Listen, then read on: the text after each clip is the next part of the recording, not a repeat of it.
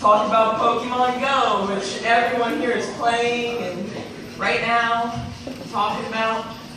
But it's insane. It's a phenomenon. It's going on like crazy. I mean, there was a girl that she went into a river looking for a water Pokemon and found a dead body. And like when I was growing up, people were doing the Game Boy version, like Pokemon Pearl and Pokemon Ruby. Pretty sure I got those names right. And I'm never going to download this thing. It's just not my scene. And I'm never going to catch them all. But like, ironically, I will say, like, hashtag, like, my brother, like, when we're talking, and I'm like, hey, Tom, can I say something to you serious? Hashtag real talk? He's like, yeah, hashtag real talk. Let's get down to brass tacks. But never seriously. And, like, on fleek, no. I'll say it on point. And I'll use, like, older slang terms, like, that's whack, or groovy, bodacious, psychedelic, because they need something. But now we have like Netflix and chill. But I found out about that the hard way. Like I was up late, which I usually am, and I got a text message from this guy. It's like, you up? Which they're those poetic words every young girl wants to hear. And he didn't even spell out you. It was the letter U, up. But he did put a question mark, so grammar. And I'm like, yeah, what's up? He's like, you want to Netflix and chill? I'm like, oh, okay. So I go over, and we're sitting down, and we're starting to watch a movie, and he's starting to pull some stuff. And, I mean, like, we were friends, but not that way. I didn't like him like that. So and I'm like, yo, what are you doing? And he's like, Netflix and chill. And I'm like, I thought we were just going to watch a movie and eat pizza. I'm not in the mood for sausage. No bull. But now there's throwing shade, but you can't even diss anyone anymore. Like, just rag on someone. Like, growing up, like, I would always rag on my friends. Like, that shows that you actually love them. Like, oh, nice shirt. And now it's like, ooh, she's throwing shade. Oh. Like, that's sincere love in my family. Like, after this, my mom and my brother would be like, great set, Sarah. I'd be like, thank you. I love you so much. Like, love you too. But a lot of people say that I'm an old soul and stuff like that. And I actually do believe that. And not like someone who listens to Hey Jude buys a Beatles shirt, like, I'm an old soul. No, like, I really am. Like, they might be considered an old soul for 7 minutes and 11 seconds while Hey Jude is playing, but afterwards they'll be like, oh my god, you guys, did you hear about the Beatles? They're so hashtag on fleek. But like, no, like basically I was conceived at Woodstock. Like 1969, White Lake, Woodstock, not the one they have every year in Poughkeepsie or Saugerties or wherever they have it. No, the real one, with my 12-year-old mother, who was in a suburb of Philadelphia, and I was not born until 1995. But they were like, hey, where's that Woodstock girl? I'm like, oh, she's not due until mid-March. Like, it's January 31st, let's get her right now. It's 1995, and I've arrived. And I was invited to a college comedy show at Bloomsburg University, where I attend. And it was a college class for stand-up comedy. And I was invited by a professor, because I'm cool like that. And he, as an introduction for each kid, the professor would go like, okay, next we have Austin. His idols include Mike Birbiglia, Louis C.K., Kevin Hart, and Eddie Murphy. And the oldest one chronologically that I heard was Eddie Murphy. But he's still pretty relevant today. But that old soul thing, like, if I was up there, he'd be like, oh, next is SaraJane. Her idols include Tim Conway, Carol Burnett, Johnny Carson, Rich Little, Mike Myers, and Mr. Warmth himself, Don Rickles.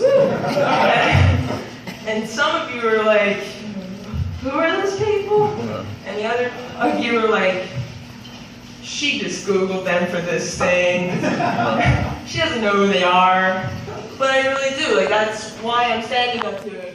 Like, my generation's comedians, like, they're a little too raunchy for me. Like, I think just, like, when people are, like, funny to be funny, that really makes me laugh. Like, Rodney Dangerfield just going, like, oh, my life never got no respect, no respect. Like, that's just funny. And, like, I was on a car trip recently. We went to Wilkes-Barre. And I was in the car with 2 other girls and this older guy who was 53 years old hanging out with these 20-year-olds. But he was a designated driver, so it was cool.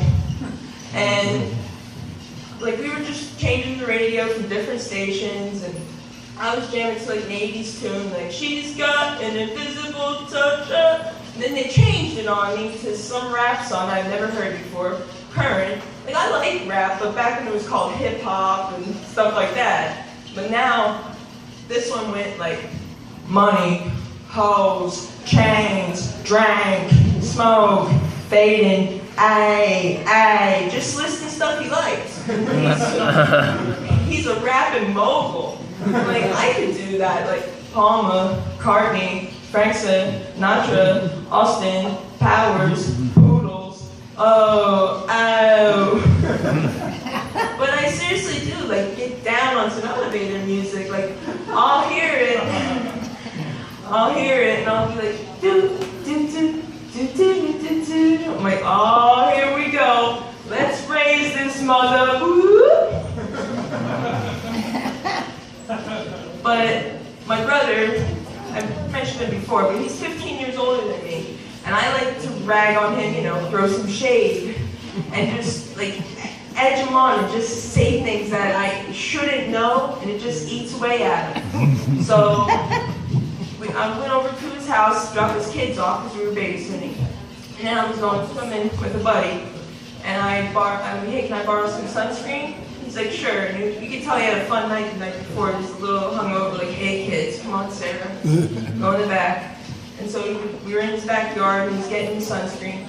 And his little daughter, 5 years old, was just going like this in the yard. And I'm like, hey Tom, look, stomp the yard. He's like, huh, funny. I'm getting into the sunscreen. And she's still going like this. And I'm like, wow, Tom, she's really going. She's like Savion Glover over there. He's like, why do you know Savion Glover?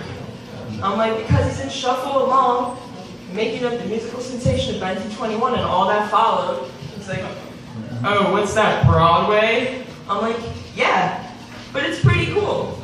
Because, like, they mention places in Pennsylvania. Like, they're like, Frankfurt, Susquehanna, Reading, New York.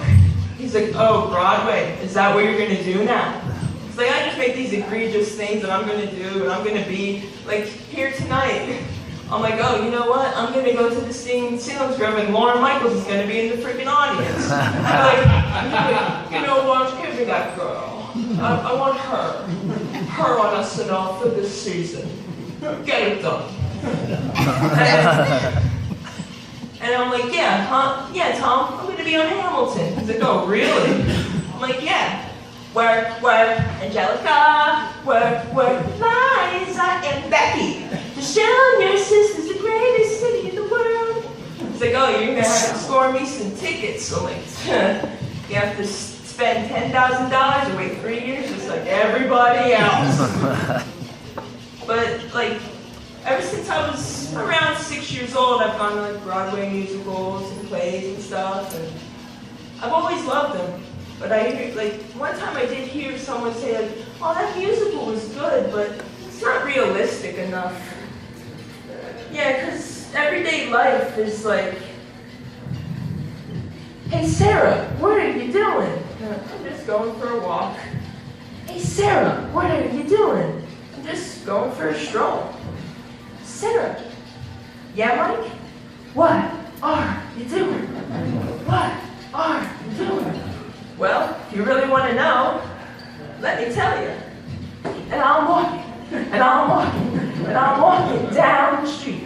And I'm walking, and I'm walking, and I'm walking to the store. Thank you, everybody. I'm SaraJane Healey. Have a nice night.